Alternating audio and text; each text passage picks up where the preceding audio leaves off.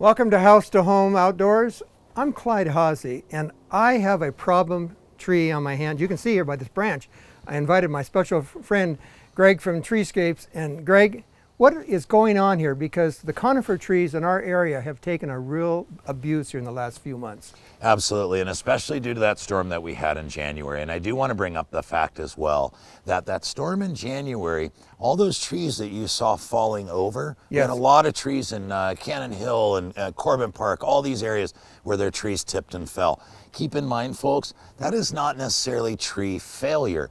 That, in that situation that we had in January, was actually soil failure, which we found right here at your own house. He's a real invigorating, he's going to spend my money, I can tell already. So lead us into it. Let's do it really quick and get our answers in that we can. What I'd like Show us what we're looking at. You bet. Well, a point out here is if we take a look at our ground, and as everybody does with these needles everywhere, we want to cautiously, just kind of gradually graze this off to the side. What we're looking for, Clyde, and if your camera gets a view, I've got cracking going all through the soil.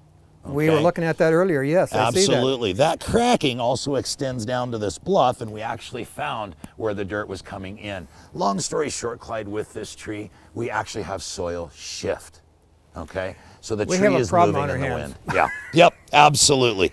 Now, when you see that cracking, when you see gapping at the base of your trunk, that means that when the windstorm is coming through, your tree is actually moving, it's shifting the root ball. They kind of rotate, don't they? Absolutely. Remember, trees don't necessarily, these conifers aren't necessarily going back and forth. I challenge you, if you've got the stomach for it, put your back on one of these trees and look up in a windstorm. You'll get dizzy and fall over because these trees actually catch air in the tips of the branch. Okay, so let's do this, folks. We want to evaluate. We just got 1 minute left. I want to cover everything.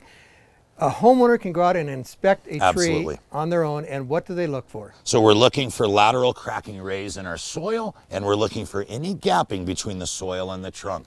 If you identify that, my advice is to bring in a good certified arborist that can come in and do an evaluation for you like we do at Treescapes. Okay, Treescapes is very qualified.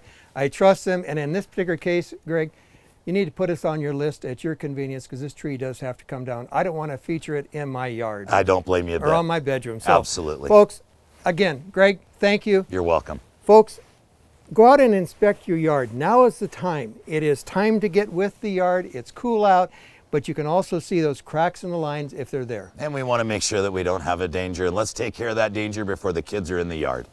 You've got it all there. Until next time, I'm Clyde Hawsey, Greg with Treescapes. Thank you.